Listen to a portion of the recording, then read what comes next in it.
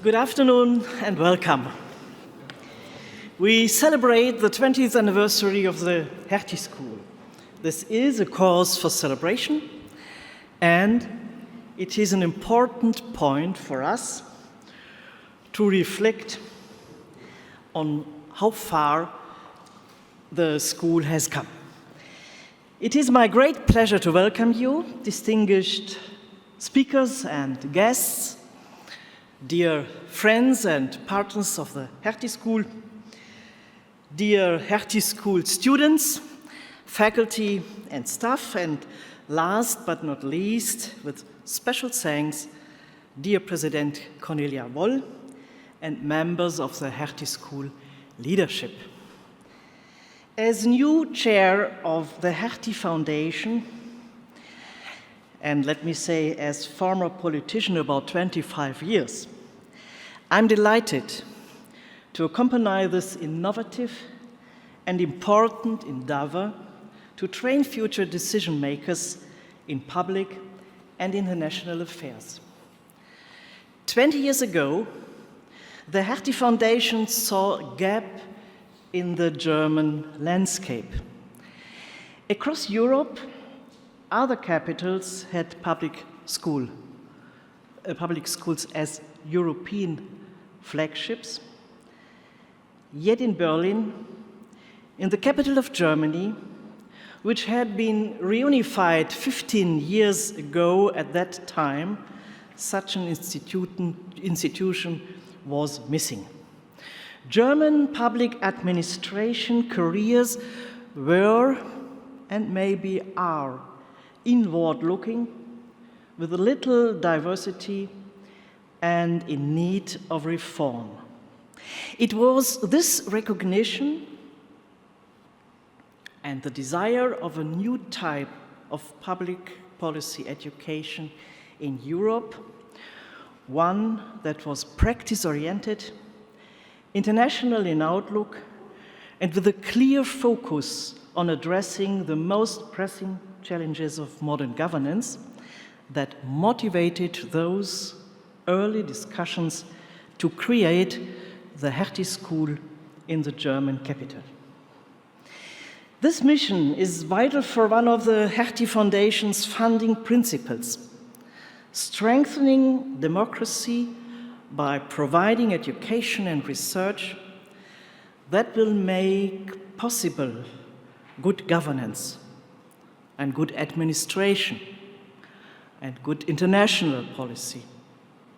Now in 2024, this ambition has become more important than ever in the last decades. It is unmistakable.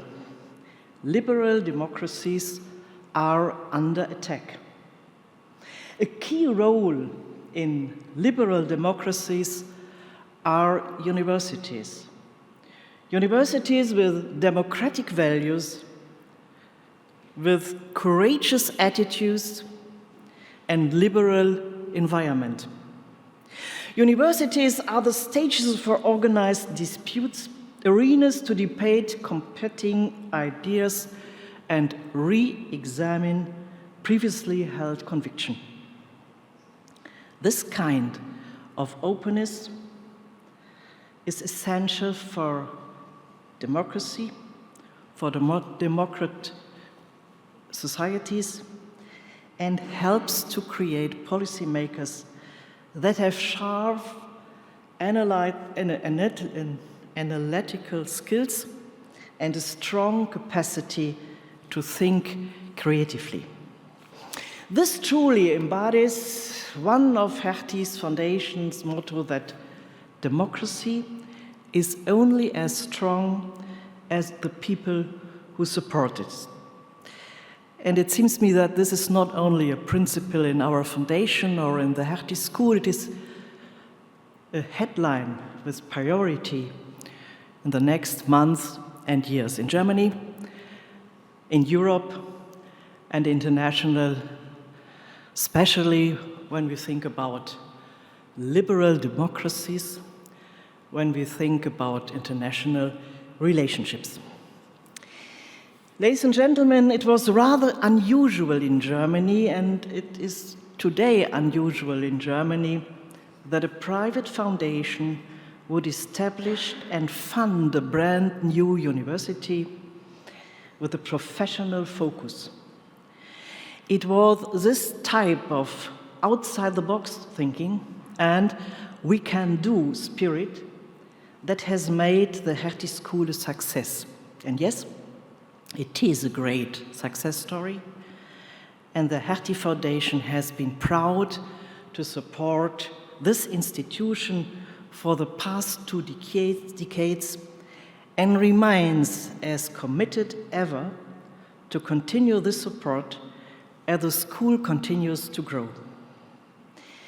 In the near future, this will mean a move into a new campus, situated in the beautiful and historical Robert Koch Forum, and I can think of no place more appropriated to house the Hertie School in the coming years. The building sits in the banks of the Spree, in the heart of the political Berlin, and a stone's throw from the Bundestag.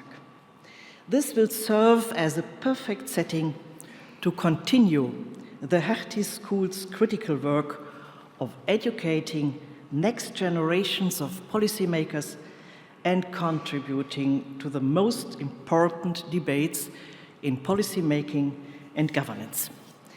Ladies and gentlemen, allow me to wrap my welcome remarks with brief words of thanks to everybody who has helped make the Hertie School into this unique and special place that it is over these past 20 years.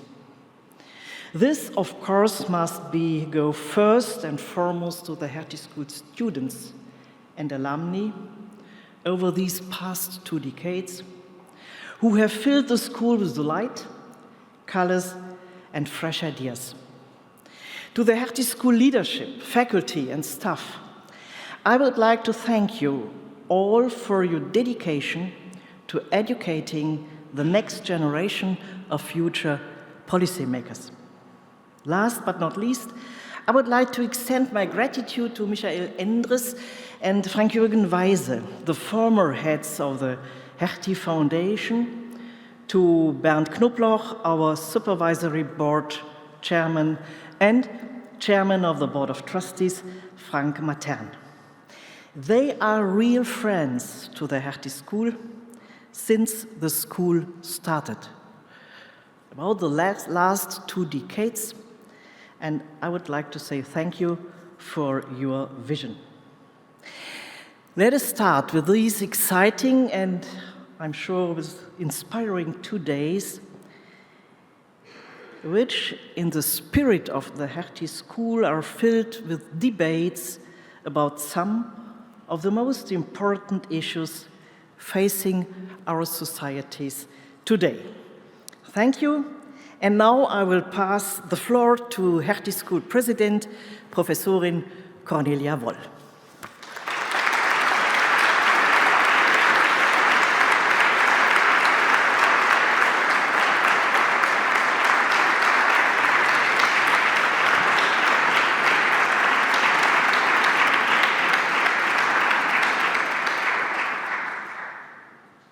Dear Annette Schavan, dear leadership of the Hertie Foundation, dear Frank Matern, and all members of our boards, distinguished speakers, dear partners and friends of the Hertie School, dear Hertie School students, researchers, faculty, and staff, ladies and gentlemen, it is my pleasure and honor to welcome you here as well to this final forum in a busy year of events celebrating our 20th anniversary. And I would like to thank Annette Schavan for her kind and thoughtful address that reminded us of the mission that brought us here together. Let me also mention that our birthday celebration falls on the same date as her personal birthday celebration, and I would like to wish you a happy birthday.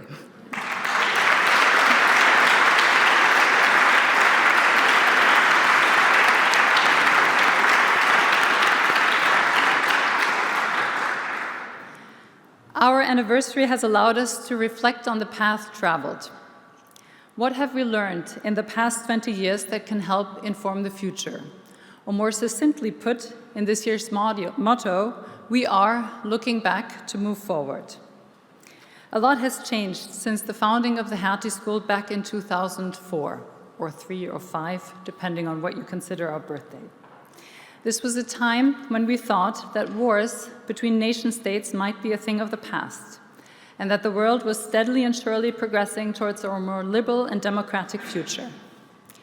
We had only begun to imagine the changes that the internet and digitalization would bring, and did not fully appreciate the threats that climate change posed to the future of our planet.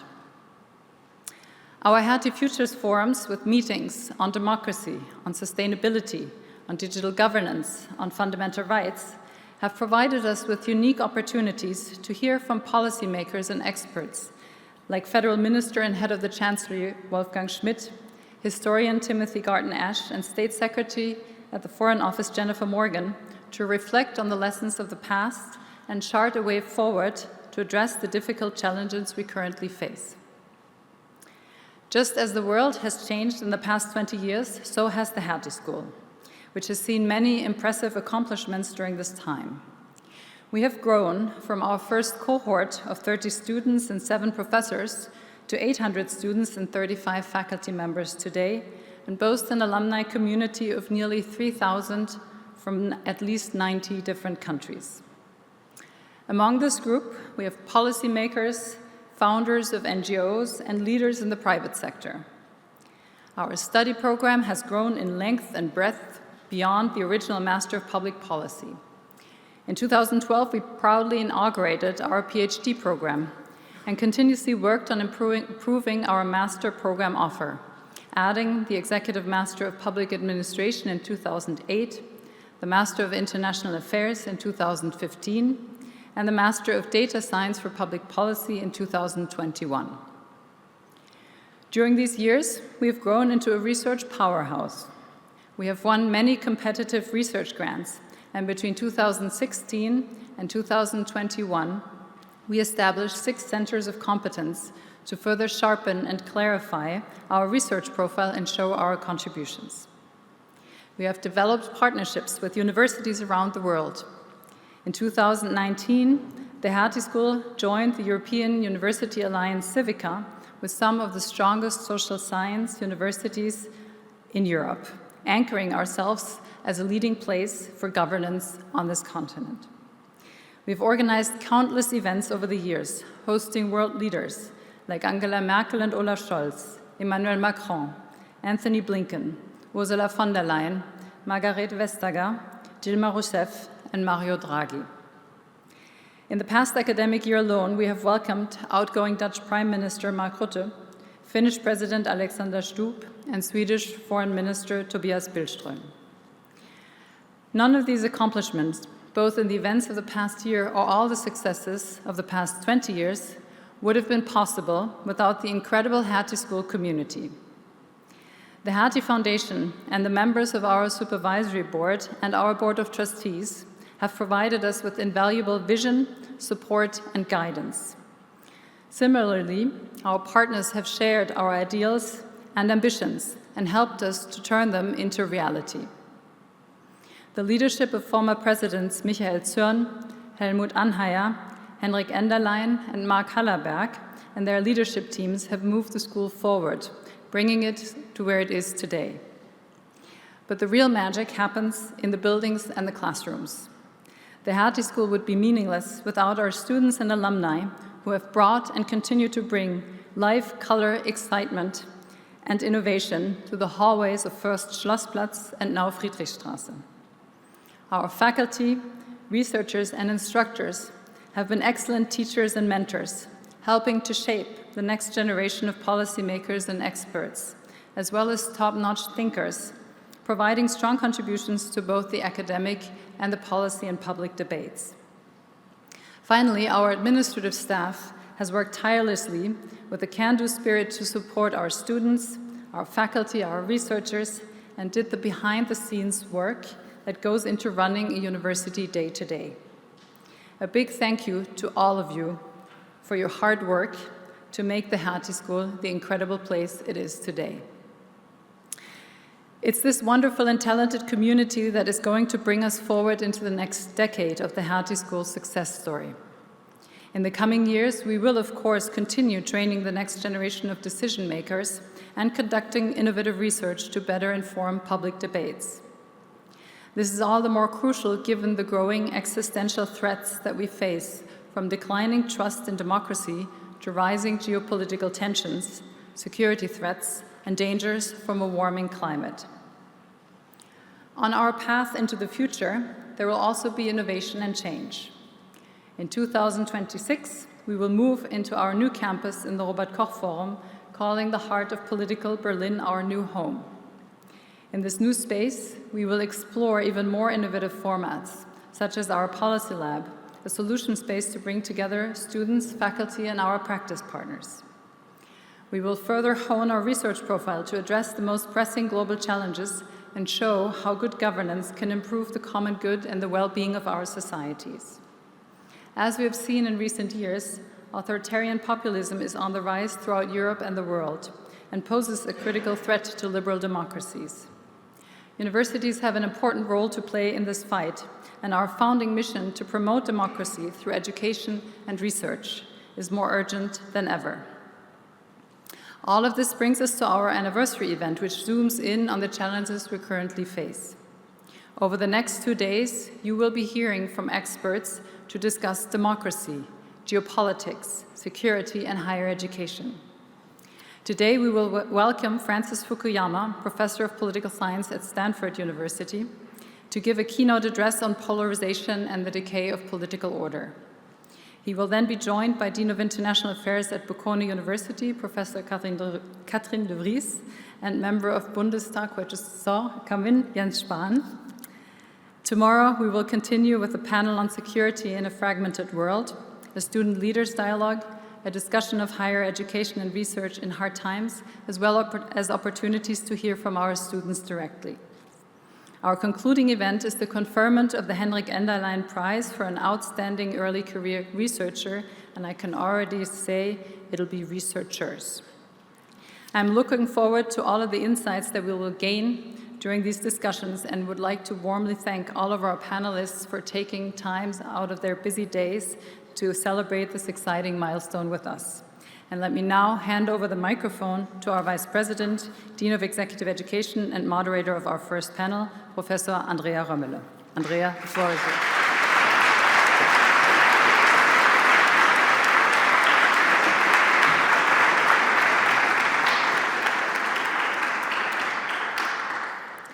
Dear Annette, Schavan, dear Cornelia, Woll, thank you very much for your welcoming words, for your kind words, and please also allow me a personal note before I introduce the panel, the topic of the panel, and the speakers to you.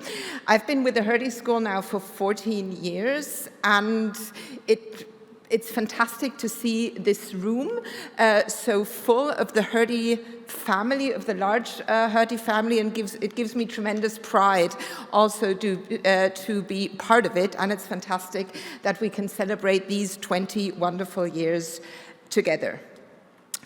Now, I think I couldn't think of a more interesting panel than we have this evening after the European election results came in yesterday. This panel will be on Europe at the Crossroads, Polarisation.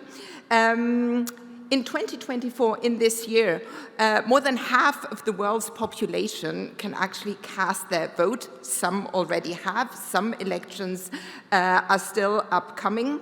Long-established liberal democracies are challenged like we would never have thought of, at least I happen to be very honest.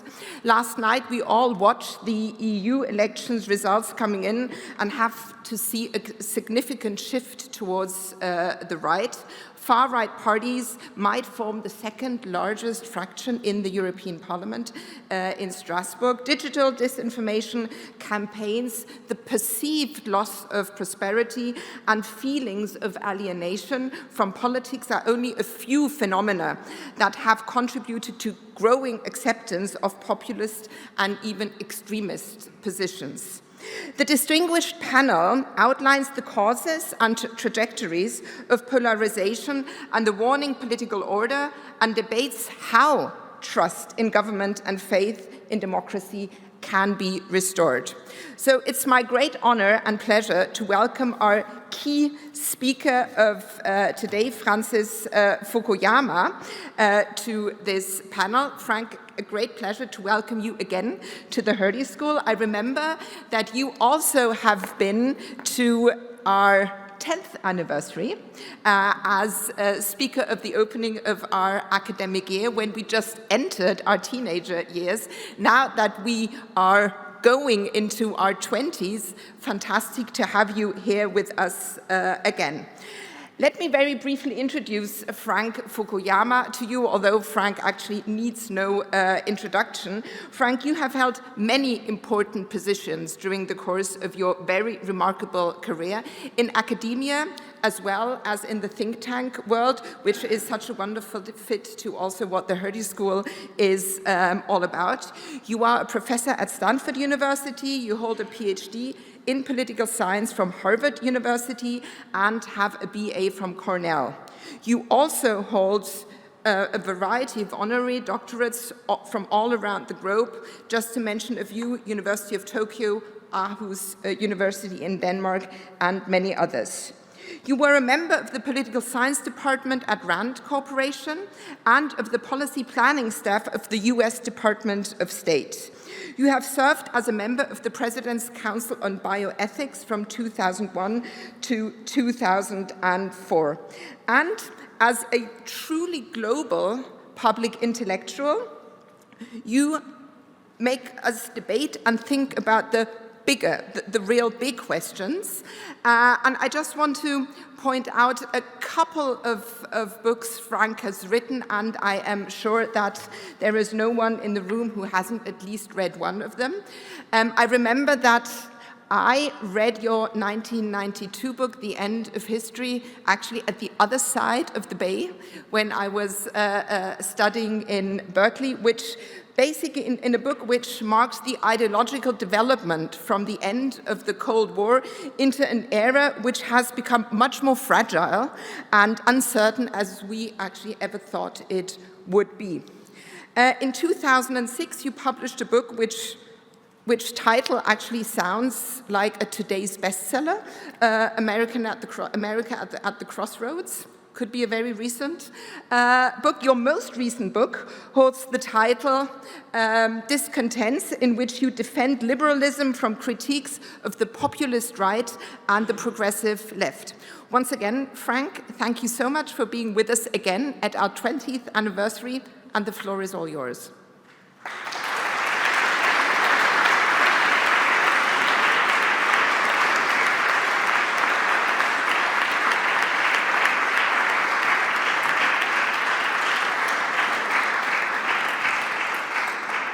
So thank you very much for that very kind introduction. It's really a delight to be back.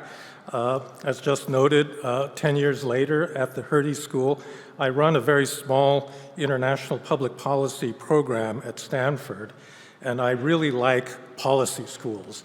I think that academics have a commitment not just to truth and to the increase of knowledge, but I think that they need to act upon the world and make the world a better place. And there's no place better to do that than at a public policy school.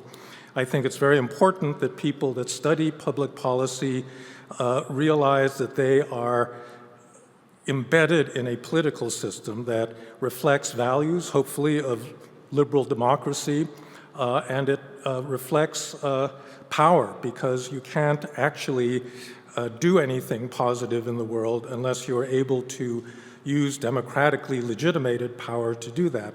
And I think a policy school brings all that together. I'm also very happy to be back in Berlin. I've been here quite a few times in the last few years, but probably the most memorable incident in this city was in late October of 1989. At that time, I was on the policy planning staff of the US Department of State. We had just had a meeting of NATO policy planners, And I remember very distinctly at the meeting, so this is probably October 27, 28 of 1989, and so I said, you know, really we as NATO need to start thinking about German unification, because it doesn't make any sense that East Germany is going to remain this little communist island in a democratizing Eastern Europe.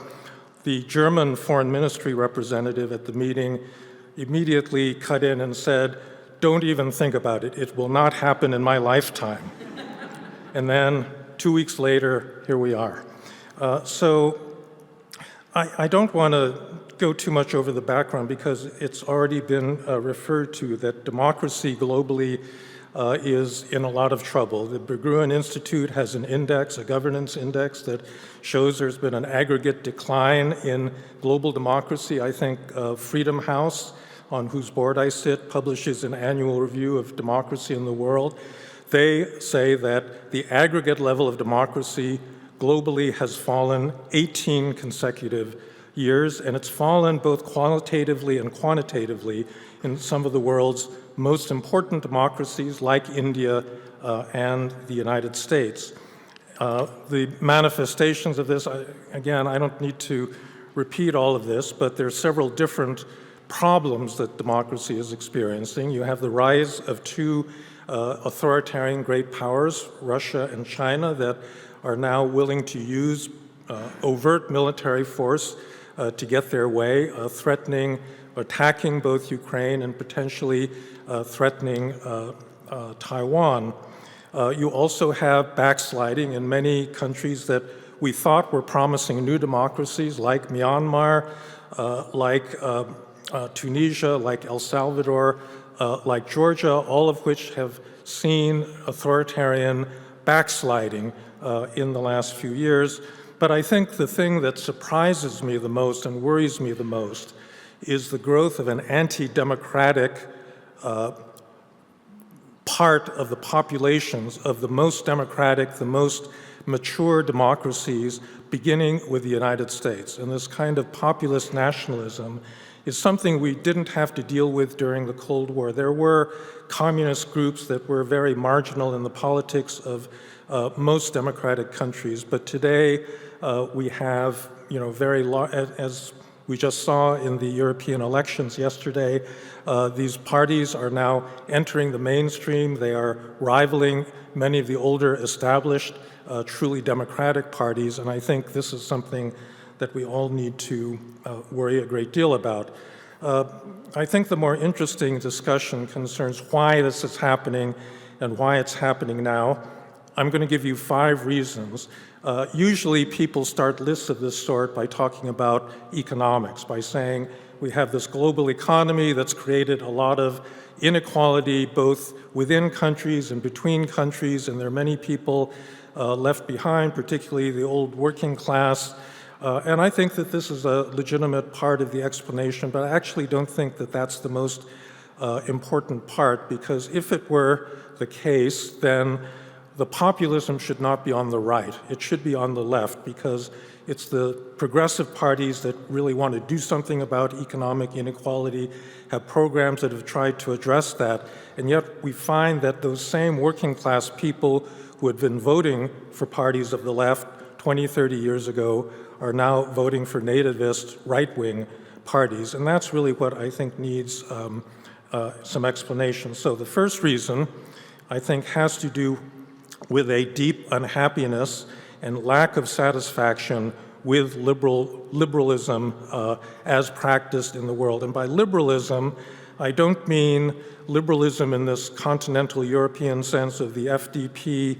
I mean a classical liberalism that regards every human being as deserving of a certain base level of dignity as a human being. And it's a dignity that needs to be protected by a rule of law, by rights, and by ultimately a constitutional order that limits the power of governments to impinge on that sphere of individual initiative. From the left, liberalism in that sense is being challenged by especially younger progressives that feel that the promise of a liberal society to treat everybody equally, to give them equal access to the law, to services, to the other good things of a modern society has not been kept, that we have enormous disparities in wealth and opportunity and power, and therefore liberalism has simply not delivered on its promise. And I think, there's a good deal of justice to that critique, but they want to move beyond liberalism to a system in many cases that is based more on identity politics and a kind of redivision of the human race into distinct groups. And I think that's where that becomes problematic. The right, I think, is unhappy with liberalism for very traditional reasons. Liberal societies need to tolerate all citizens that are part of the community. And it's that toleration, I think, that upsets a lot of people because it means that you cannot have a very strong sense of community where everybody is marching in the same direction. Same ethnicity, same race, same religion, same set of basic beliefs. And it means that liberal societies are disappointing. You don't feel bonded to your fellow citizens as you would in certain other types of societies. And therefore, that group as well is trying to move beyond liberalism to a world that is structured differently, in which there's special recognition for certain subsets of people in the world, again, based on race, ethnicity, religion, and so forth. All right, so that's one kind of theoretical complaint that many people have. The second has to do with a changing sociology of left and right in the world today. It used to be that progressive parties on the left represented the working class, they represented the poor, people that were economically disadvantaged. Today, what really distinguishes what party you're going to vote for, whether you're going to vote for a populist nationalist party or a more liberal party, is really population density. Or education, where a lot of people voting for liberal parties live in big cities where there's a lot of connection to a global economy, a lot of opportunities for highly educated people, and the people that support populist parties are those that live outside of those urban conglomerations, live in the countryside, smaller towns and villages. And the working class, in many cases, both in Europe and in North America, has basically switched parties. They no longer vote for parties of the left, they vote for parties of the right. Now that changing sociology, I think, reflects a third factor, which over time I've come to think is much more important than I formerly did, and that has to do with technology. So it was already mentioned that the rise of the internet has had various complex effects on democracy. We've said this ever since Brexit and Donald Trump, first got elected in 2016. But over time, I'm actually convinced that the impact of the internet has actually been much more divisive and dangerous than I previously thought, because it not only allows for things like targeted advertising, for very efficient use of certain kinds of messages to certain kinds of populations, but it has actually affected our sense of reality. I have a colleague who used to be at something we called the Stanford Internet Observatory that talked about bespoke realities, meaning everybody can have their own reality. You don't actually have to have a shared sense of just empirical facts as everybody else in the society. For example, something over half of all Republicans believe that the 2020 presidential election in the United States was fraudulent. A similar percentage of Republicans believe that COVID vaccines are more harmful than helpful. And you cannot believe this sort of thing unless you live in a world in which the factual, empirical basis of reality is very, very different from that experienced by people living on the other side. And I don't think that this would have happened under the old media system in which you had a limited number of gatekeepers, TV channels, newspapers, and the like that acted as filters that in many cases tried to verify the credibility of simple empirical facts. You go on the internet and say, are COVID vaccines safe? And you'll get 10,000 hits of websites that will say the opposite. And I would say that a lot of people, when they say, I'm doing my research about vaccines, what they really mean is they're just doing a Google search. They're not running randomized experiments, they're just going online. And what is true is what turns up the most number of hits. Not, there's no other criteria for empirical verification other than, in a certain sense, a popularity contest among different, crackpot views of what reality is. And I think it's a problem we have not solved yet. We've not solved the question of how to moderate content on the internet, on social media, and restore that sense of authority and credibility for certain, at least, we're never going to agree on many basic values, but we should at least agree on certain basic empirical facts. A fourth issue has to do with failure to deliver. This is something I've been particularly concerned about because I live in the state of California, and we can't build anything in California. We've been promised a high-speed rail system between Los Angeles and San Francisco for the last 30 years. It's never going to happen. It's never going to happen, and you can multiply. And by the way, you Germans don't get off that easy because we teach cases about Stuttgart 21 and about the Berlin airport, this very nice airport that I flew into yesterday. So I think that you compare this to China and its ability to build a COVID hospital over a weekend. Quality, I'm not so sure about, but it's one of the major points of geopolitical competition is that Western democracies, liberal democracies, have become so procedural that it's very difficult for them to actually deliver substantive results to their populations. The final issue is what I would label boredom at the end of history, and I mean this in a particular sense, that in my book, so the end of history, the full title was The End of History and the Last Man. The Last Man, the end of history comes from Hegel, so I'm sure you realize. The Last Man part comes from Nietzsche. So the Last Man was the creature that emerges at the end of history, living in a world that is democratic, peaceful, prosperous, with no aspiration, no struggle in anyone's life. And Nietzsche's argument was that people wanted to have their superiority, their dignity recognized, and if they had nothing to struggle for, they would not be happy. And in a certain sense, I think that that actually describes a lot of the world for many people living in established liberal democracies, that the European Union, for example, has been an extraordinary success in terms of bringing peace and prosperity to a blood-soaked part of the globe that had a completely different kind of history before the rise of that institution. Many people in Eastern Europe did not have any direct experience of communism.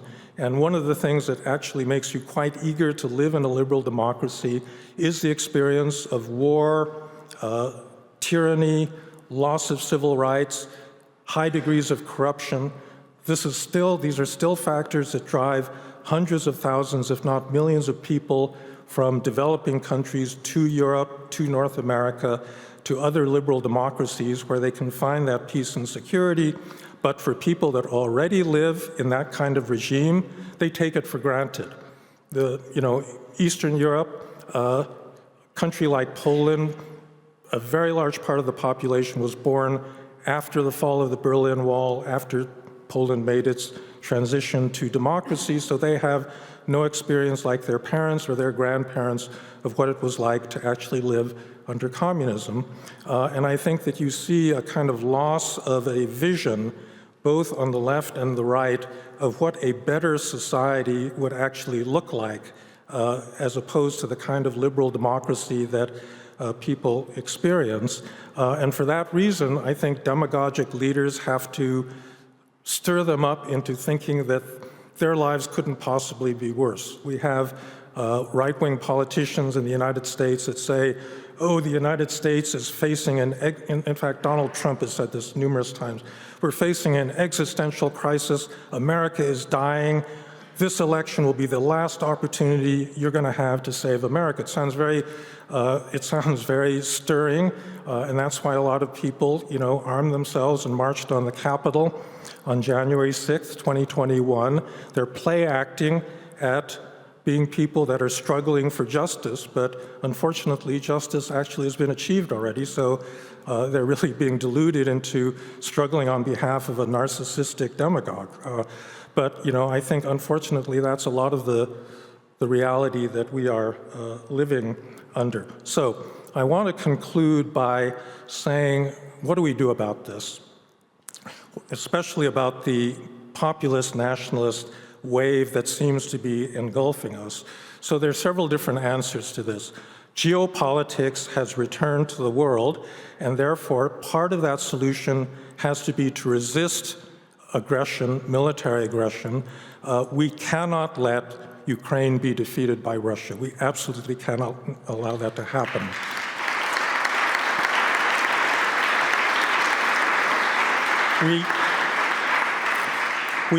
We have a leader in Russia that wants to reestablish the world before the collapse of communism.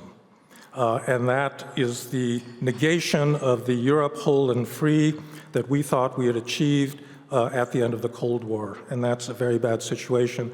China is going to pose a very similar threat to Taiwan and to other parts of East Asia. They're a little bit more cautious than the Russians, but I think they are learning to spread their influence in all sorts of ways, including by using technology. But for the rest of us that are not living in an authoritarian society, how do you defend against this populist tide? You win elections. Quite frankly, you win elections, and that means the slow, boring task of mobilizing people, making arguments, persuading people, and then getting them to vote. Now, this has been called the year of elections because we are facing quite a number of very decisive and important ones, like your parliamentary elections yesterday. And my observation, New York Times wanted me to write an article about how everything's going to hell, and the year of elections was just leading to all these really bad, populist victories. And the actual record is a little bit more complicated than that. We did have disappointments in Turkey and Hungary last year, but then we had the Polish election. And actually, Donald Tusk did better in yesterday's election. He did not suffer buyer's remorse for the people that voted for him last year. The really big surprising one was India, where Narendra Modi, a very illiberal person, actually saw the number of seats that the BJP holds in the Lok Sabha fall. And other elections, point in complicated directions. South Africa voted against the ANC in large measure because it's corrupt and not effective. And it's very hard to come up with a clear populist, narrative about that. But I'm going to end on this point. The single most important election in this year of elections is the one that will happen in my country, in the United States, in November. If Donald Trump wins that election, it is going to be a disaster for the United States, a disaster for Europe, and a disaster, I think, for global order as a whole. He has, if possible, gotten crazier. There are a lot of people, I have some conservative friends that say, well, we lived through 4 years of him, his first term, and it wasn't so bad. But I think it's almost guaranteed to be worse for a lot of reasons we can discuss maybe in the panel. But he is flirting openly with authoritarianism, making the kinds of personnel decisions that would be necessary to get around the Constitution. Republicans are now kind of celebrating the fact that they don't actually have to abide by the law.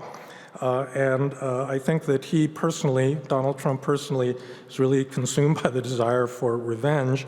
And the international impact of another Trump presidency, I think, is going to mean the end of this security order that's been guaranteed by the United States ever since the end of World War II. So it's a very consequential election. Therefore, no summary judgments about what's going to happen in this year of elections. We don't know. Trump has got at least a 50-50 chance of becoming the next president of the United States. So on that happy note, I'm going to end and look forward to the discussion. Thank you.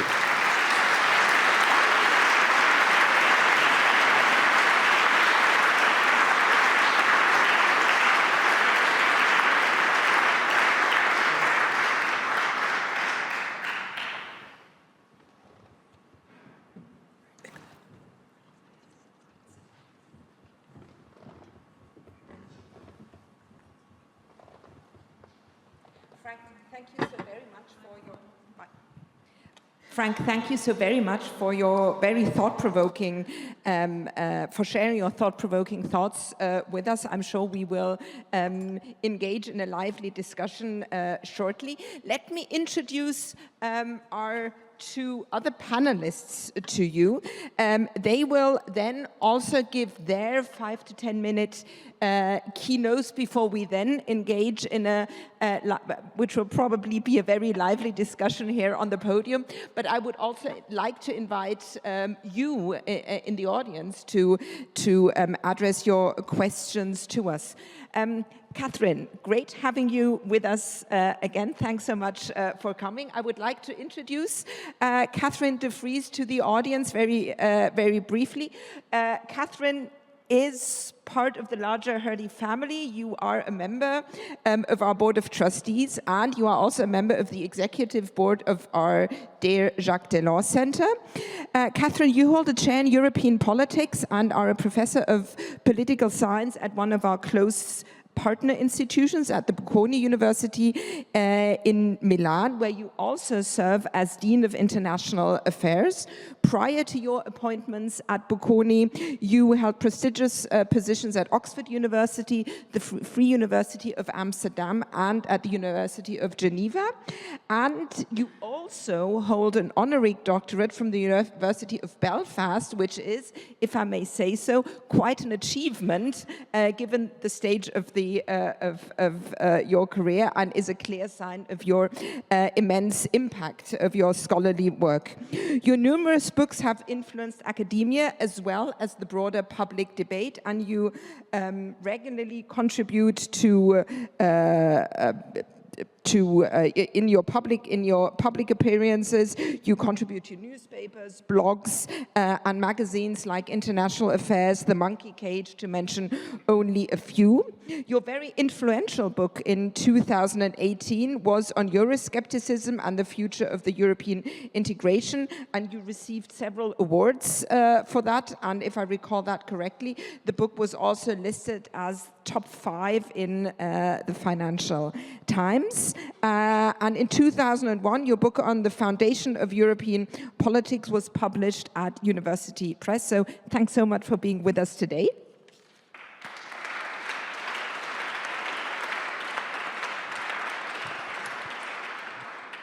Jens Spahn, also thanks for being with us, and thanks for being with us on time, because I know there was an important vote in Parliament where you had to be there. Jens Spahn is a political scientist by training and has been in the German Bundestag since 2002, so longer than the Hertie School has been around.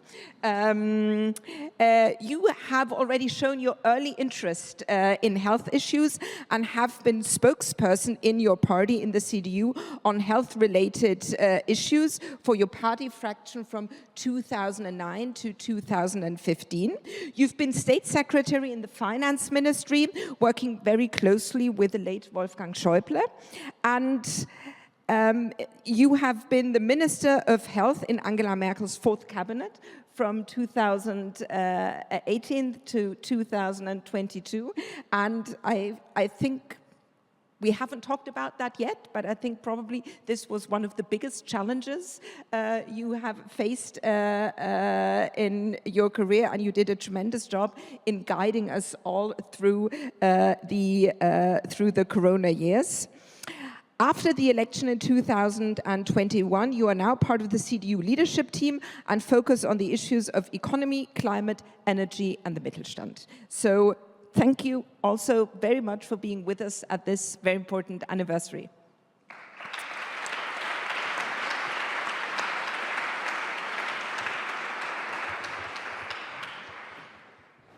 Well, thank you so much. I wanted to say at the beginning, Andrea, thank you so much for your kind words, that I'm a friend of Hertie, but I'm a family member, apparently, so that's even better. I have been in contact with this great institution, and I want to congratulate everyone here today on their 20th anniversary. So we're close to being an adult, right? That's 21. So I want to congratulate everyone. I have been honored to be part of the Board of Trustees together with Frank Martin, to work also with Torit and Kai and of course the President Cornelia Woll in Schavan, which is the big university alliance where Bocconi is also a member, but also the Hertie School, but also with some of the professors in this room. I saw Christine Ray before. We co-supervised a PhD student. That's kind of Civica in action. And I met just Alessandro, one of my former students, who after a great time in Bocconi decided to do a master here. We have to check what we did wrong in order to not have kept him, but nonetheless he had a great time, he assured me.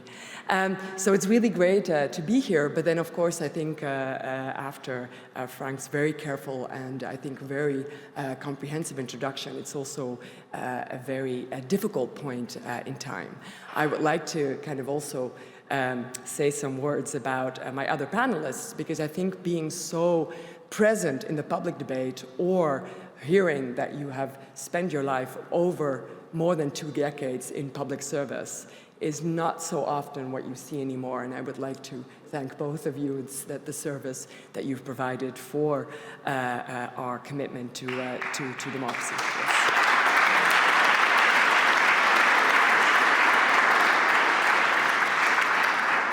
So I'm not going to talk about the drivers of these developments, because we've just heard, I think, very important insights about that. But I'm going to talk a little bit about maybe what it means for the European Union. We had also an election yesterday. And before I say that, I would also like to say a little bit where the challenges are coming from and what the challenge exactly is. And the challenges are coming from mostly the extremes of the political spectrum. They have come in countries like Venezuela from the left. They increasingly in Europe are coming at this moment in time from the far right. I use the word far right as a kind of umbrella concept that includes populist parties, but that might also include extremist parties that reject core principles of democracy.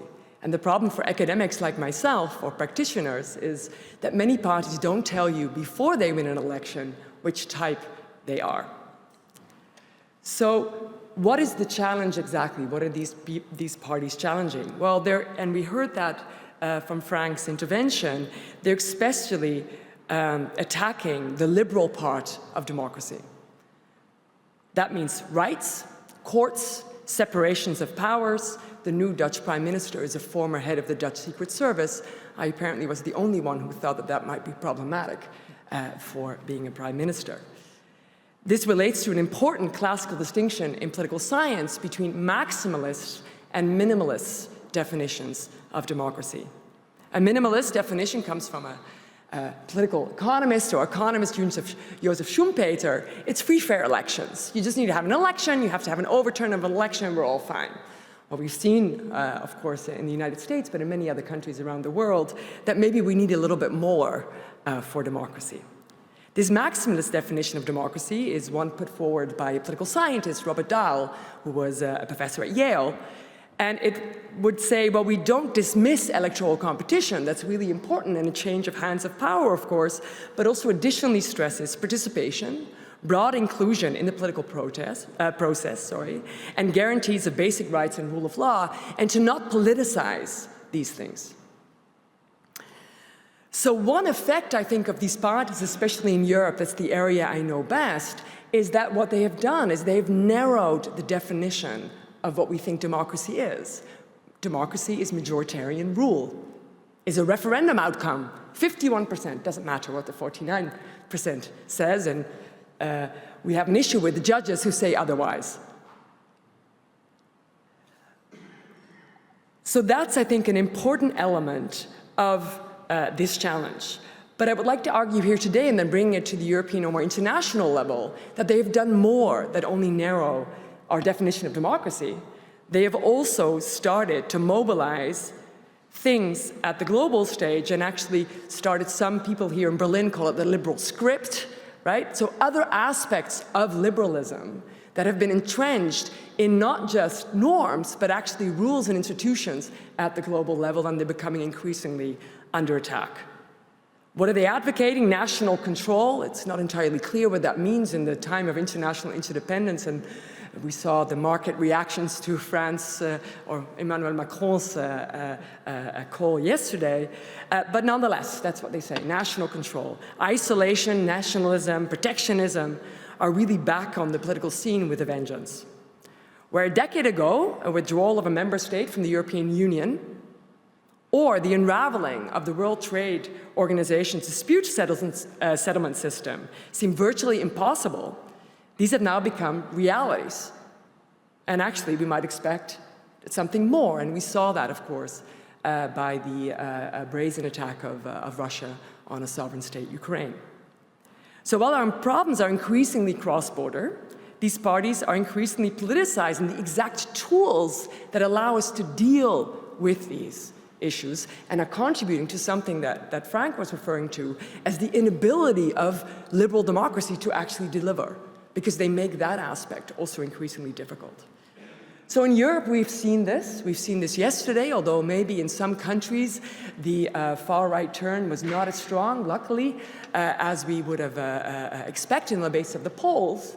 But in two of the key member states of the European Union, that is France and Germany, often seen together as the kind of motor and driver of European integration, we saw a political party, Marine Le Pen's Rassemblement National, winning twice as much votes as Renaissance, the party of Emmanuel Macron, hence probably the calling of an election, because Emmanuel Macron does not have many options left.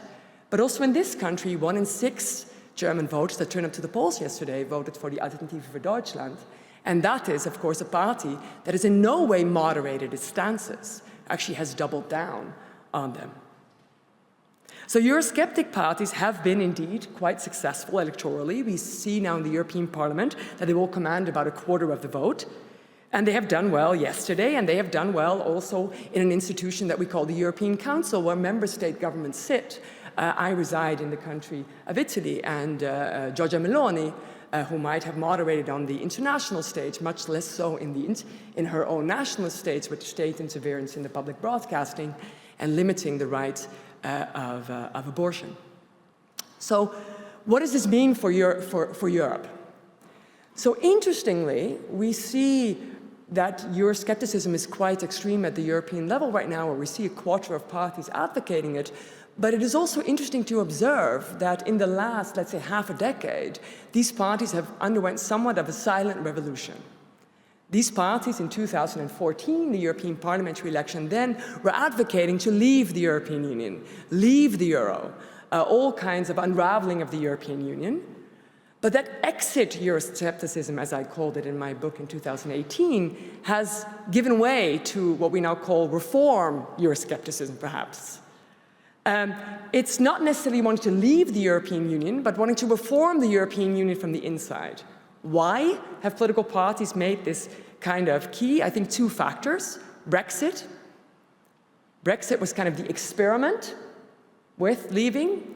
Well, it didn't turn out that well, at least, well, maybe some people would say yet, but it hasn't kind of maybe lived up to its promises, and especially the kind of almost Monty Python-esque implosion of the project of the former Prime Minister Boris Johnson, of his government and so on during COVID, has led to much more support among European citizens for the European project, and as a result, some of these far-right parties have moderated their stance.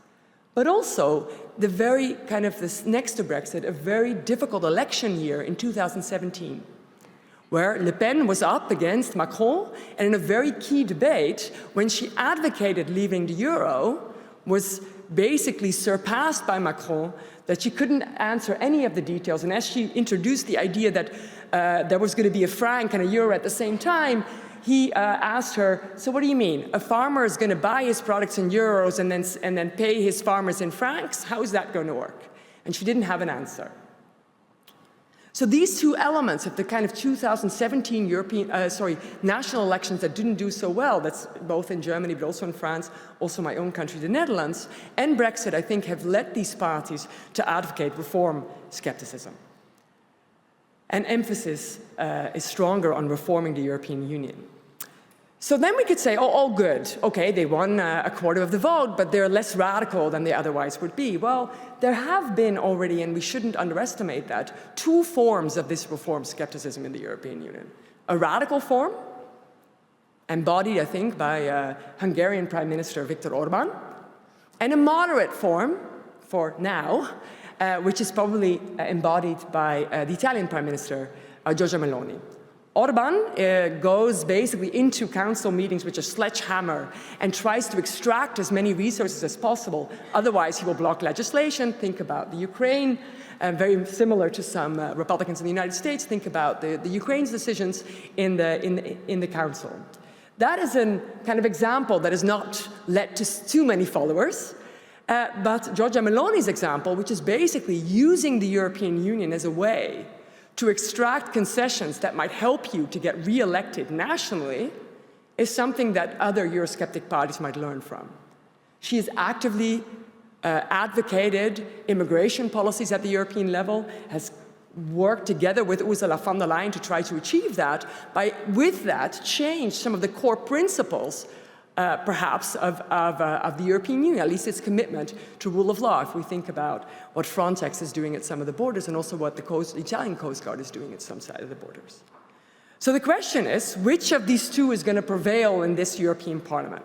We don't know, time will tell, but I think an outside aspect, and therefore I come back to the great intervention of Frank Fukuyama, that an outside development might say a lot about which of these two forms will actually become dominant.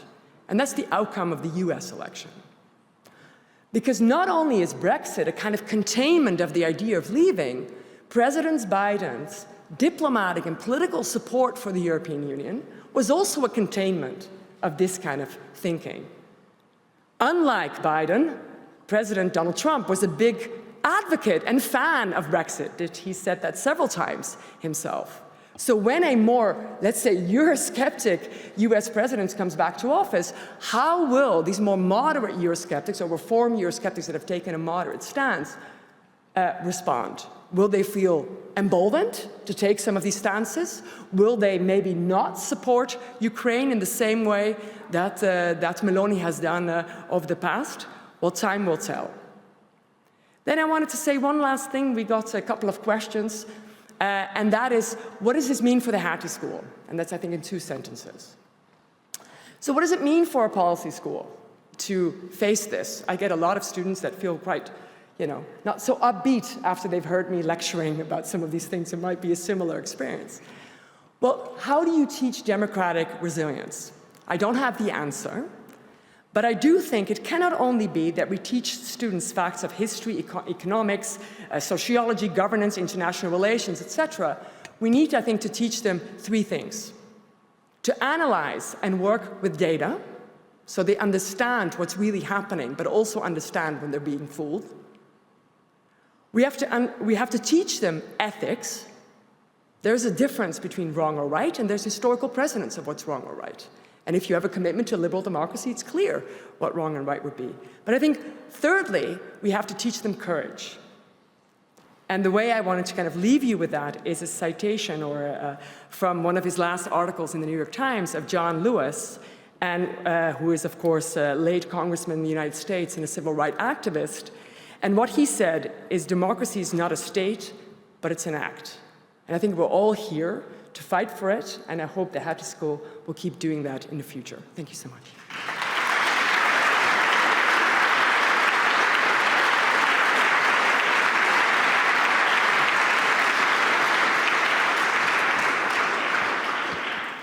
Thank you very much indeed. First of all, congratulations to 20 years of Hertie School.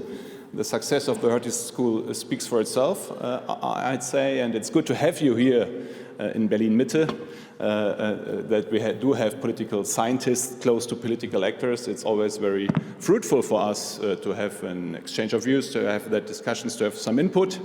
And so I hope for, I don't know, 20, 50, 100 years more, and perhaps we all can come together again if you already have attended 10 years ago in 10 and 20 years' time, and it's even more a success story.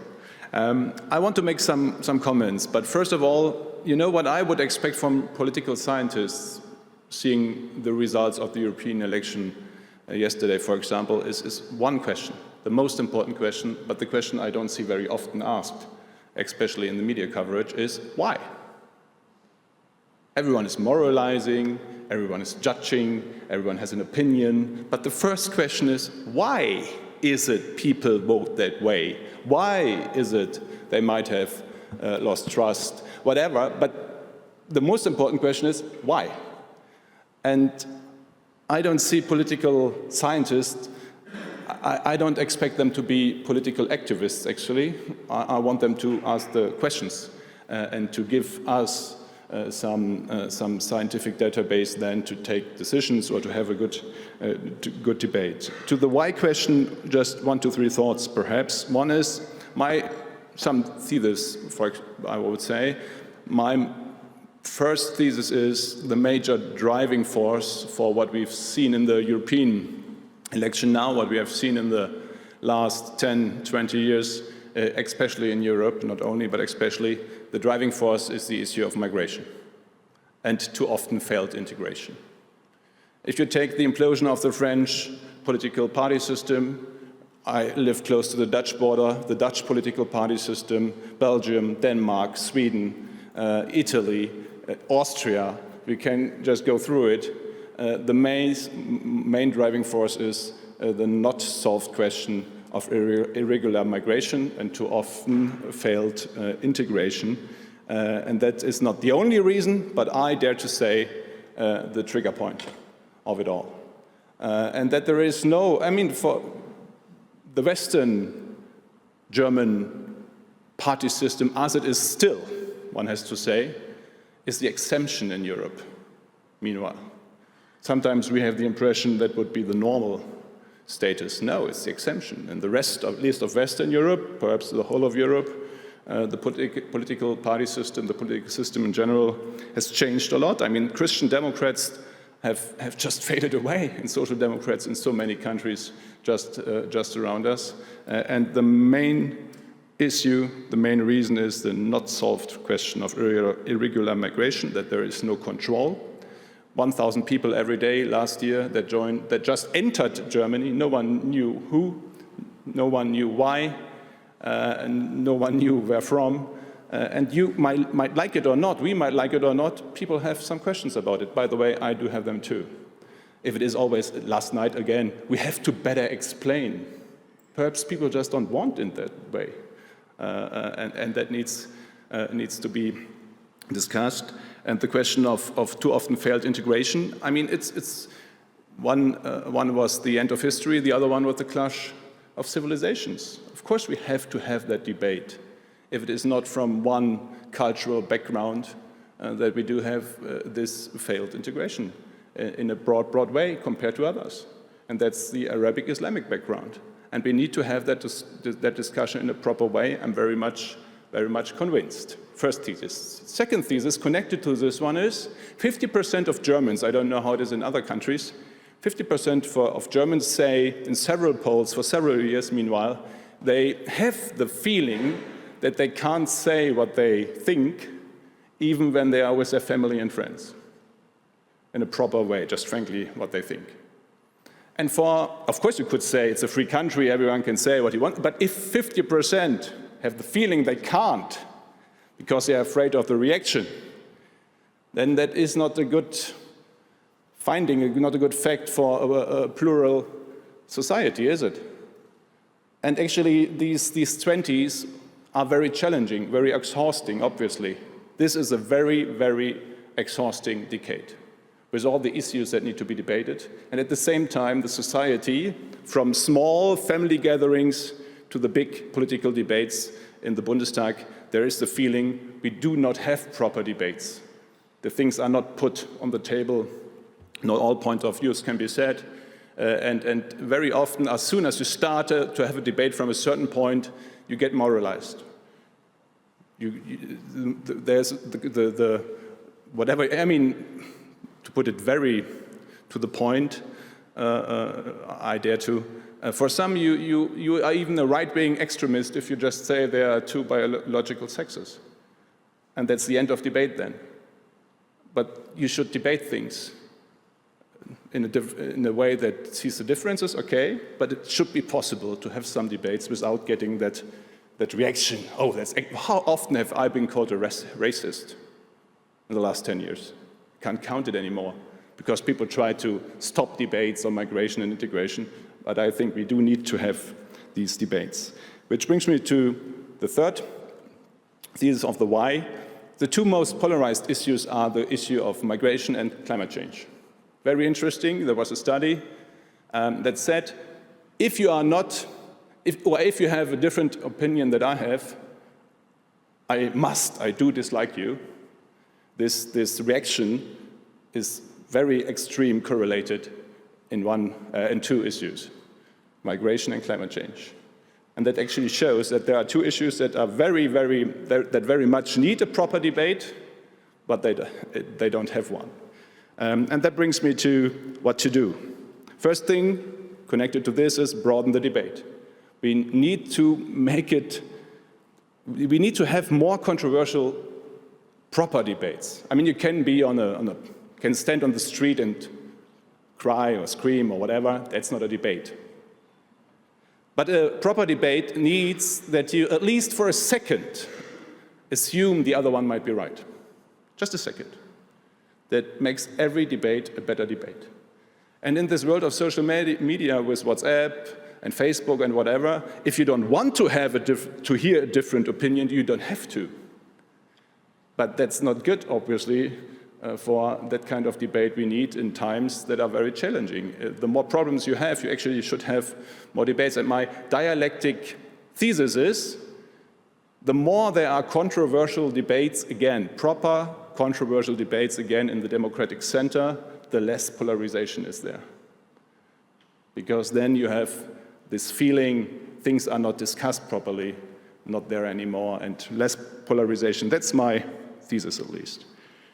Second, if I could paint it, I would say we should somehow manage in the democratic center to solve, if you want to name it that way, the identity issues, especially the migration integration issues. We should try, we tried. I don't see it right now, but if you take it in theory, we should try to solve those on a very broad consensus and go back to the classical political controversial field of socio-economic questions. As long as we are in this field of identity politics and society issues, I think it's very hard to get a society come back together again. But for that you need the readiness, the will of all parties of the democratic center to really solve it. It's not about finding a compromise for a press conference, it's about really solve it and then have more controversial debates on socio-economic issues. I would say that it could be one way, at least, to regain some trust. And the third one is, if it is about democracy, I find more important, and we already mentioned that, the question of republic, being a republic. Democracy is important, no doubt, but Hamas was elected democratically. Rule of law, respect for institutions is very, very important as well. And if I have learned something from Wolfgang Schäuble, then how important the respect for institutions is for a democracy and for a society, liberal society as ours. And for that I have to finish with a question, a big question for the next 10 years, I'm very much convinced of this rule of law and respect for institutions approach, but then I wonder if not somehow the development of the last 20, 30 years, that more and more questions have been taken out of the realm of political decisions to the issues of a legal framework. For example, migration. For example, currency policies. For example, the wolf. We might laugh, but I can tell you back home, the first wolves have arrived in the Münsterland. If I tell people we can't do anything because there's a European legal framework, that's not helping. Because we have elected you. You as a sovereign in the German Bundestag, and you can't take not even that decision if we are allowed to shoot a wolf or not. And somehow, I can't solve this, but I think about it I've been thinking about it for months now, how we can find a better balance again between migration. How often do we all say European law, International Refugee Convention? If we keep on telling people we can't do anything because that's the system, then they start to doubt the system. And so to find the right balance between what is the legal, especially the international legal framework, and then what should be a decision of the sovereign and elected political bodies, I think we need to rebalance that, and that's some food for thought.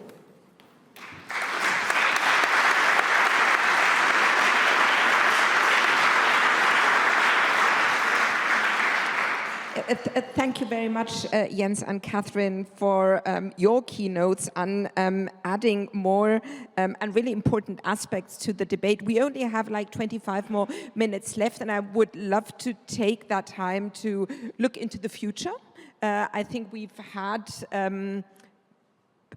our view into the past, also explaining why things went the way they went. I think one sort of major question that is on my mind as a social scientist, Jens, you said, the question you had yesterday or asked us political scientists, why did this happen?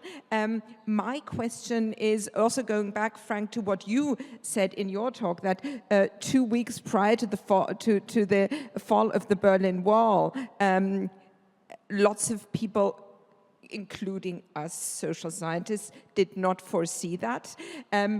If I look back now, 15, 20 years, what is it we didn't see? Why didn't we see this coming? What were the tipping points? What were the turning points?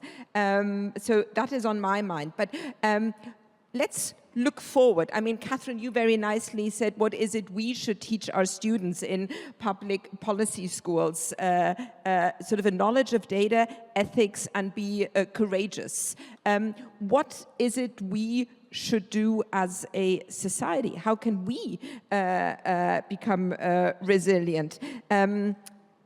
Francis, winning elections.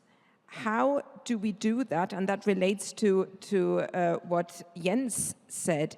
If we do not talk about the facts anymore, if reality is, if each and every one has his and her own reality, if it's only about perception but not about facts anymore, I think that is, for me, one of the major challenges, point one. And point two, how can politics, how can democracy deliver better, being less procedural but getting things done?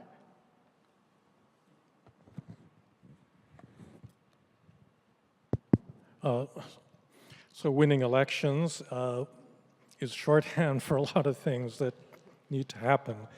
I actually found myself agreeing with many of the things that Mr. Spahn was saying, because we have the same issues in the United States. I agree that migration is, the thing that correlates with populism, both in Europe and in North America. And one thing that Joe Biden has not done until this last week is to actually say he's going to close the border to illegal immigration or to uncontrolled immigration. And that's a position that I think a liberal can take, that you think that immigrants are good for the society in many ways, but they really have to be managed and they have to be put under state control, and they're not either in Europe or in the US. And I think Also, progressives don't understand the degree to which their own rhetoric annoys people and drives them to the right. So this phenomenon you talked about, not being able to say what you really think, that applies in spades in the United States, in the way there's a whole set of issues related to race, ethnicity, gender, sexual orientation, where you have to be extremely careful, and people notice this. And so I would completely agree that if you want to win elections, you have to remain committed to basic liberal principles, but you also have to be willing to adjust policies in ways that, I think particularly kind of ordinary voters, simply do not understand the logic of what it is you're doing. Let me just leave it there.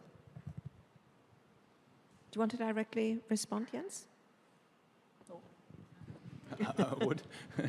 No, in general, we've agreed, obviously, but on this question of diversity, cultural diversity, especially in a political scientist arena, what I think a lot about is for the question of social equality, inequality. I would say most people would say to be totally social equal is not good for a society, and to have too big an equality is a problem too, brings tensions. And so you have to find the right balance, and that is what we measure, for example, with the Gini coefficient. Mm-hmm. For cultural diversity, to have uniformity in a society is obviously not good, not very creative, doesn't bring you really forward as a society. But perhaps, even from an anthropological standpoint, there can be too much of diversity, like there can be too much of inequality. And you need to find the right balance between uniformity and diversity to perhaps you should have a kind of diversity Gini coefficient or something to measure what people can, but the broad majority is ready, willing, capable to accept, like it is with socioeconomic equality, inequality. Perhaps the same counts for diversity, because if everything changes every day and you just leave your house and you have to negotiate everything in cultural issues, that doesn't work. That finds no majority, I'm very sure. And so you need to find the right balance. Perhaps you could develop something like a cultural Gini, whatever, coefficient. Catherine. So I just wanted to kind of bring it back to some research that I did on the why question. So Italy is a country where these kind of populist parties have been developing very early on. And in my research that I've been doing in the European Research Council, not just my research, but others as well, it actually shows that unlike some of the contributions here, that maybe we have to be careful to make not an attribution error, which is basically that concerns about immigration are about the migrants themselves and are quote-unquote cultural. So what that research shows is that actually people who were exposed to what we call public service deprivation, so that's low investment in public services, so their schools were not working, their hospitals were not working, they basically felt that the social contract was broken. Mm-hmm. And these people were more, the rhetoric of the far right resonated more with them than with other people, because what often far right parties, Matteo Salvini explicitly in Italy said, the reason why the hospitals are not working is because we have to spend money on migrants. He forgot something about a debt burden in Italy and low growth and like a whole lot of things, and pensions and other things. So I think we have to be very careful to equate people's concerns to immigration themselves. And actually there's a very other nice paper written by an economist about what was written by an economist about what caused Brexit. And Simo Fetcher, a good friend of mine, in Bonn and in Warwick, shows very similar things that what I showed in Italy. I don't know about many other parts of the world. I'm not an expert on the US, I'm not an expert in Latin America or in Asia, but I think we have to be careful with that. And I think the last part is that if we are talking about, and that resonated very much with something that Herr Spahn was just saying, which was we need to get back to kind of the left-right economic dimension. Well, what I just talked about how much public investment should we have, what should the tax base be, how should we think about an aging society, and if we have to spend more on pensions and healthcare than on young people and their development, those are exactly left-right questions. But what I don't think we should do is get ourselves allured by something that a far-right politician would like to do, is to make it all about cultural anxiety. I'm not saying that there might not be people, and there's evidence for that there's a share in the population that is concerned with immigrants based on attributes or their religion or so on. But actually, the evidence suggests that that share is not so big. That what actually drives some of these election returns are moderate people who are not necessarily xenophobe or racist, but they're concerned about the social contract and the state of, for example, their public services. So I think we have to have just a complicated discussion about what immigration does in societies and how it interacts exactly with kind of socioeconomic policies that are in place as well. I think that the general question, what I said was not about migration in general. I'm very sure you get a 90% majority in Germany, perhaps more or less, if it is about migration into the labor market, into work, if there are people that say, of course, if I come into a country, I need to learn the language, of course, I need to fit in, try to fit in at least, of course, no one has, not too many. I don't know, there might be a small minority. That's not the problem. So let's not mix the two up. The issue is irregular migration, no control of the state, the loss, actually, of state control that has happened in Germany and in the European Union. And I mean, I'm traveling all over this country, discussing with people. We might like it or not here in Berlin-Mitte. That is what people are having some questions about. Why is it you can't control these borders? You can control everything. Even if I drive too fast, I get it immediately. But this you can't. And sometimes I wonder, people that tell me we can solve the climate question in Germany because we can solve everything in Germany. The same people, exact same people tell me on migration, you can't do anything. That doesn't work. Of course we can do anything on irregular migration. And I did not say diversity in itself is an issue. I said if it is about too often failed integration. Of course we do have millions of success stories, and I would agree we should tell them more often. But we do have too many failed stories of non-integration. Many too many. Not just in Germany. I mean, London, Paris, we can go through all this if you want to, but it's not about migration itself. That's very important to make that distinction, because I know how these debates then develop. It's about this fact of control and integration too often failed.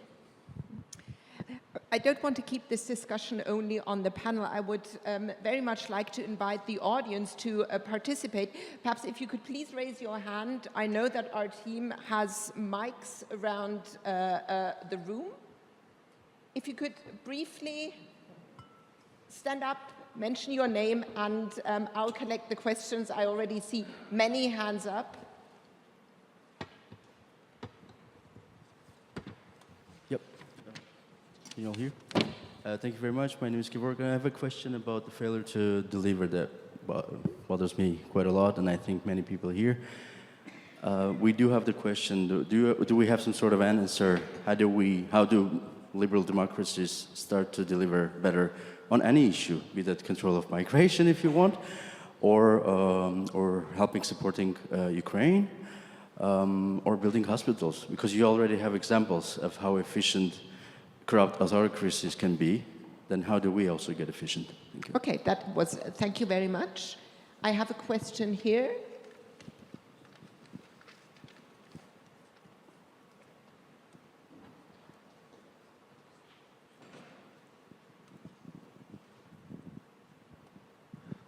Thank you very much. Benjamin Tallis from the German Council on Foreign Relations. Francis Fukuyama, I was a big fan of your book, Liberalism and Its Discontents, and particularly the part of its analysis that focused on the failures of neoliberalism, as well as the failures of identity politics. So I was very surprised to hear you say at the beginning of your talk that actually you don't now think economic factors are a crucial driver of the kind of discontent that we're seeing. Could you talk a little bit more through that, especially when we hear from Joe Stiglitz or other people that neoliberalism is indeed no longer the way? So do you agree with that? And if so, what should we change? Or is it, as you say, being overplayed? Thank you. And let's take one more question here.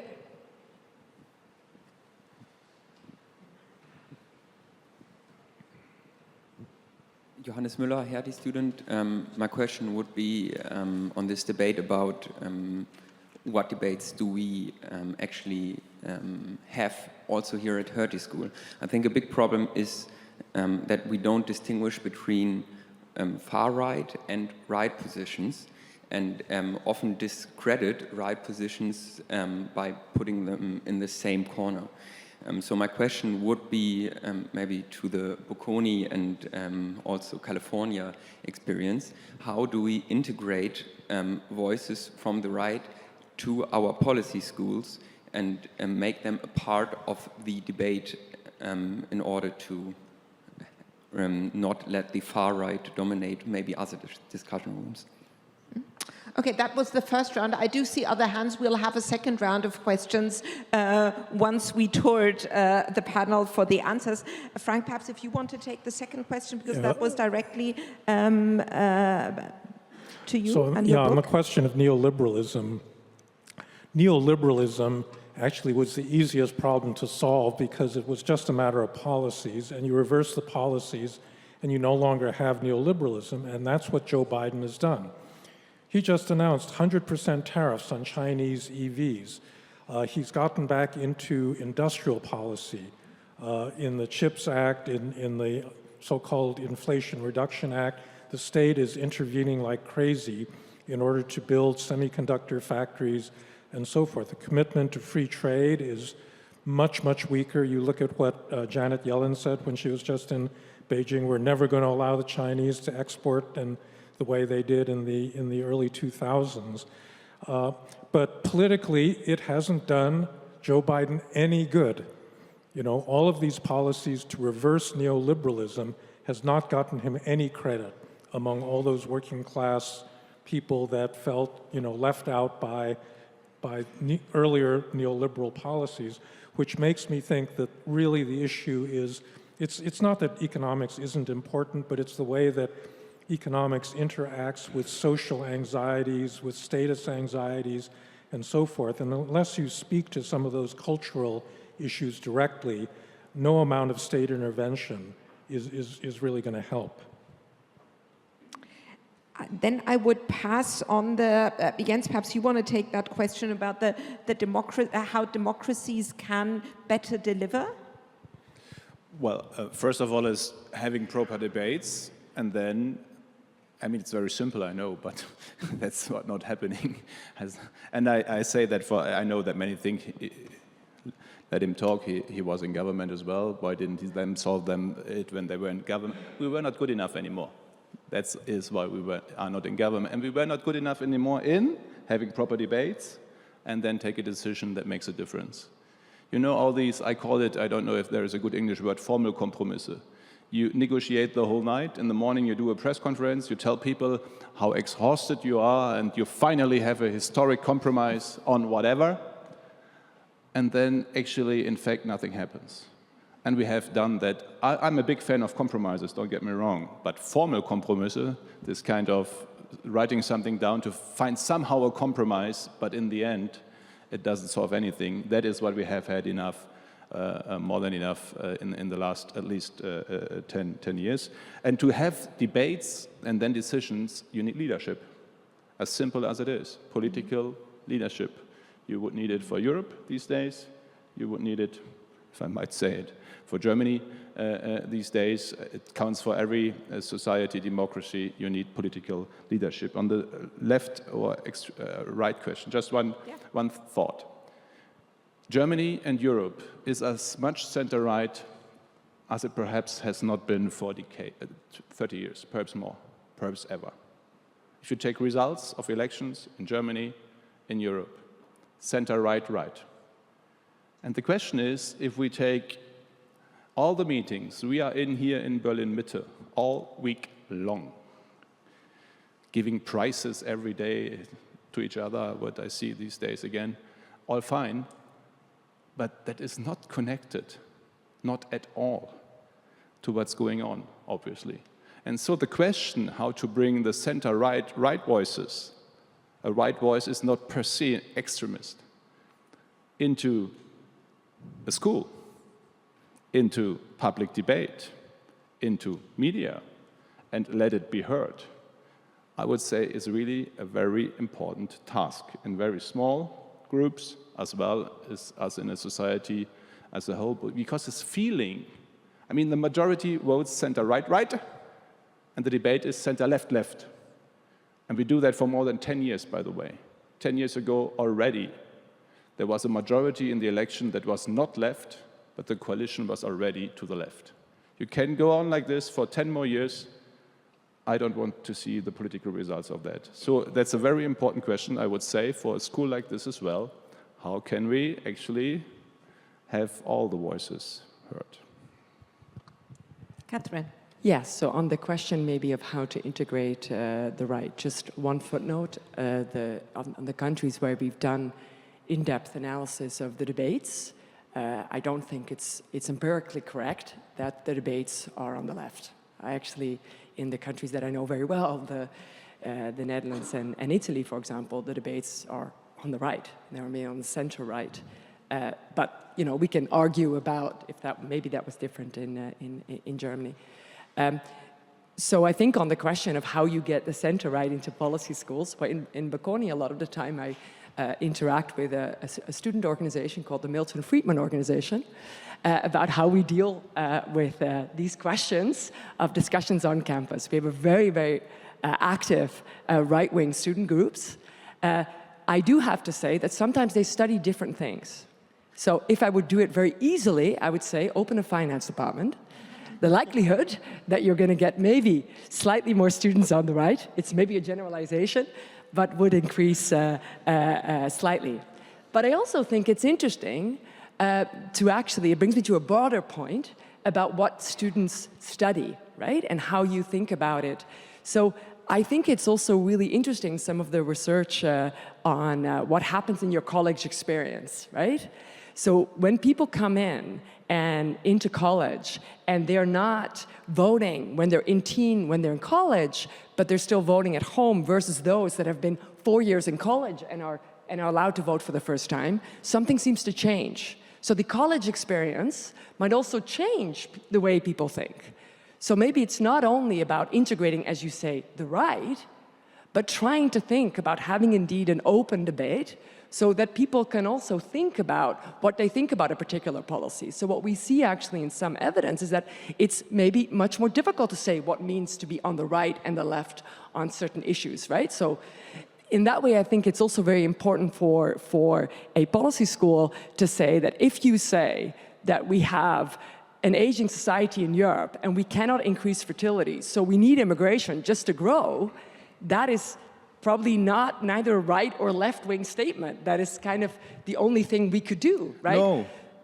Well, but why? That's what all the top demographers tell you. No, but, right? but why? Well, we could increase productivity. Why do we need to grow? I mean, we can, why, but there's why do we need to have more people? Because there's a time and consistency problem. No. So if Europe was the hub of tech and the hub of automation, maybe that could be a solution. But we have underinvested in our higher education, in much of our companies, that actually we don't have ecosystems. They could either be privately financed or publicly financed. We don't have certain ecosystems that allow us to do what you just said. I see that Jens Spahn wants to respond. A brief response, No, Jens, I just and want then to we make, have two more I questions. just want to differentiate. No, that is what I had in the pandemic a lot. One thing is the scientific fact, the demographic change.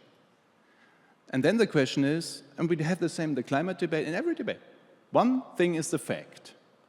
The world is getting warmer. The second step is, what is it we do? That is not political science. That is political decisions. That is, seeing all the different aspects and then take a decision in weighing them. And so, you can say we have a demographic change, no doubt, but the question what follows out of it, if it is a migration policy, is it increase of productivity, is it just to let it happen, there's always an alternative. And I think we need to make that difference between what is a scientific fact and what is the political decision that, or an advice, political advice that follows out of it. That's very important. We have... Francis answered? You yeah, okay. So we have time for 2 more short questions, which we will incorporate in the final round. I have one hand here.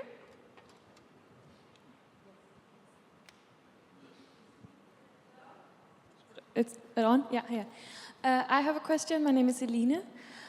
From this panel and the discussion, it's my perception there's also this discussion about how to include the voters that relate to the right.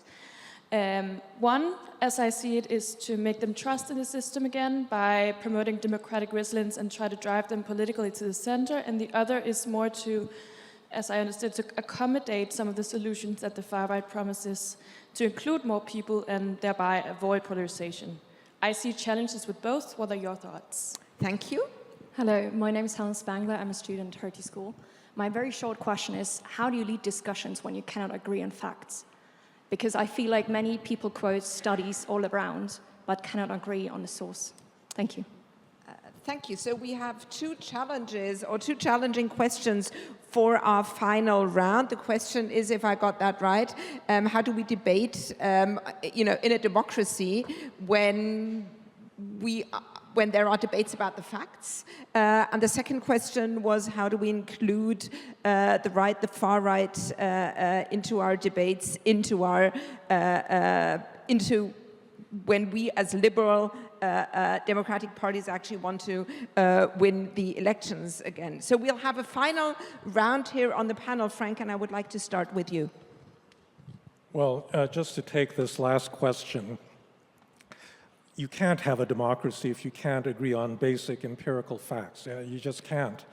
Yeah. We used to have hierarchical gatekeepers, the legacy media, scientific organizations, institutions of various sorts that provided a common basis for factual information. And that's what I was saying has been destroyed really by the internet.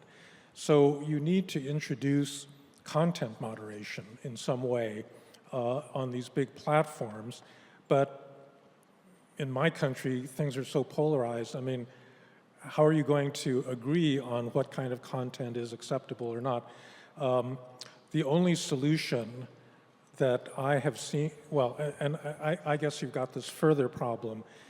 The content is being controlled by these big monopolistic tech companies, all based in the United States, which gives them a huge amount of political power. So Twitter goes from being kind of left of center to becoming right of center just because a rich guy named Elon Musk decides to buy the company. And that shouldn't happen in a democracy, that one individual can exercise that much control over political discourse.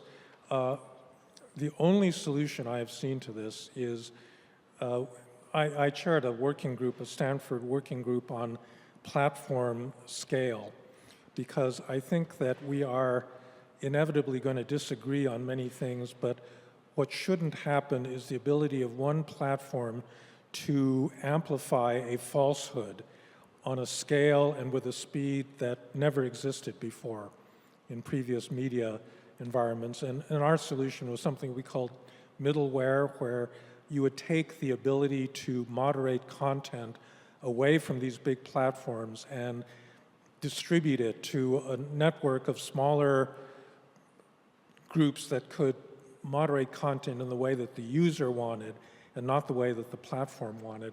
That's not going to solve the diversity and a lot of the polarization problem, but it is going to mean that you've taken the power away from these big tech companies in a crucial area that's crucial to democracy. But that does not, in a way, answer your problem of how do you get back then to greater agreement and maybe it is the case that you'll have to pay for it, that among the filters you can get is a filter for more reliable information, something like that. Thank you. Catherine.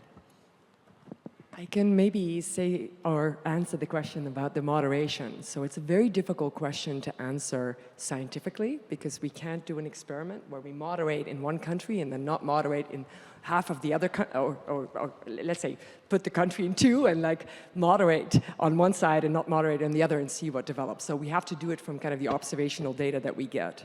So in work that I've done with Sarah Hobelt at the London School of Economics, what we basically see is that actually that can go also for other issues that, for example, the center left tries to pick, let's say, from the Greens when it comes to the environment. It could be the same on the kind of immigration issue that we talked about. Usually, over the long period of time, the co-opting of the position of the far right or the position of the far left helps the originator of the issue competition, i.e. helps the party that initiated immigration. It might not be the same party, right? So in my own country of the Netherlands, you can say that Lispim Fortuyn does not exist anymore, but it is the challenger party, i.e. the not government party, that is trusted more. And that is part of the issue that I think what we have addressed less, which was very much also in Frank's position and actually also in the intervention of Jens Spahn, is the idea that people don't trust centrist parties with government that much anymore. So it's also a question of that delivery. So sometimes the parties that have been in government for a very long time, it doesn't matter what they say. Many people who are opposed and think that have grievances are not going to turn to those. The exception would be the United States, but then what you are, or the UK, where you have two-party systems, but then these challenges come within the big parties. So Trump, Corbyn, Boris Johnson, right? So it's the kind of verdict on moderation is not out because you can't really experiment on it, but the initial evidence that we have suggests that the accommodation of some of these stances is probably not beneficial for the centrist parties that do it. Well, to that one, I would say it depends. If it is a real issue that needs to be solved, you should solve it. I mean, Denmark shows a way to do it, for example, and you can perhaps find your, if you want to put it that way, ideological approach to it. I mean, the Danish Socialist Party or Social Democratic Party has started the migration debate on the idea of the social contract for the country, which is very much part of the DNA of the Danish society, and from that starting point has developed its policies on migration.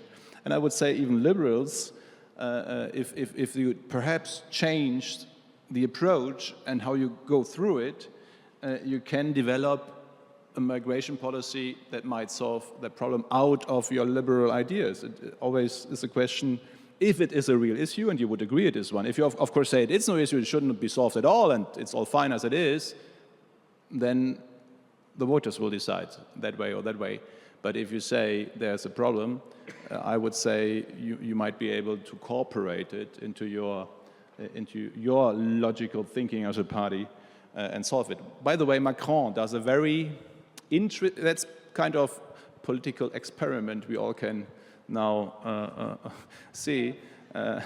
Is, if I got it right, his approach is, I want to bring Le Pen into power now, and then people can see if she can deliver or not when it comes to the presidential election. That is what I hear from Paris. I don't know if it is true or not, but it is what might happen if I see the polls.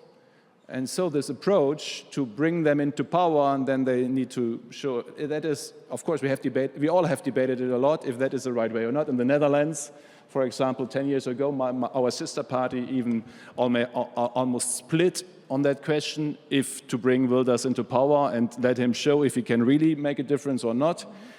You can argue on that one, but that is what Macron does right now, and we will see.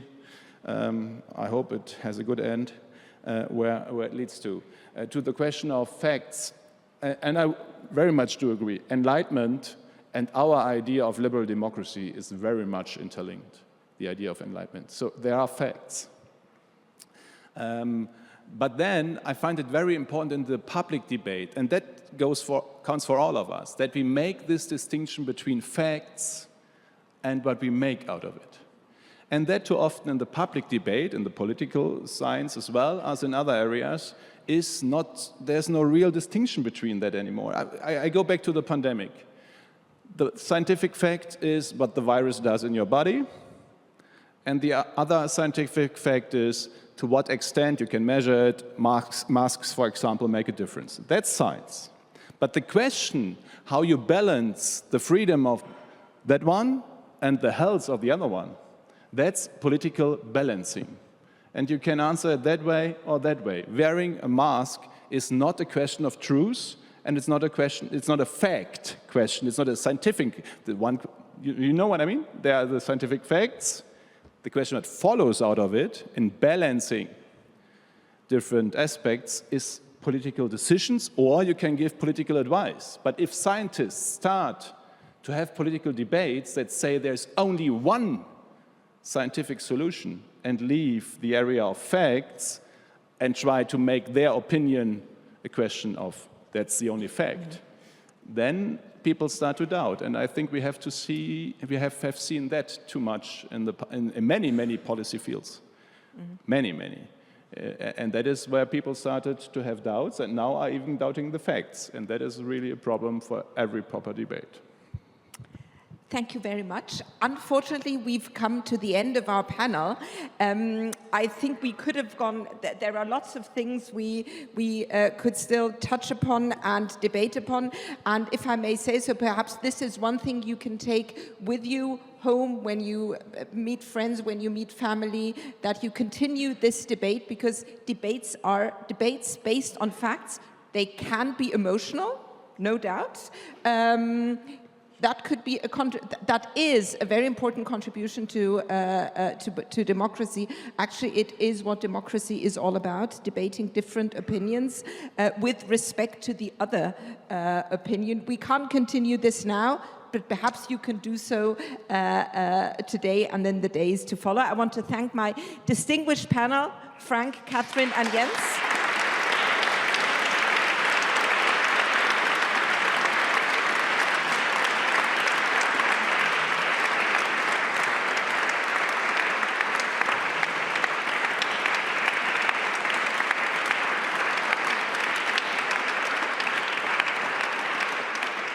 And I want to thank all of you for coming this afternoon and for kicking off our birthday party, our 20-year birthday. And I hope to see many of you again tomorrow morning at our next panel. Thank you very much.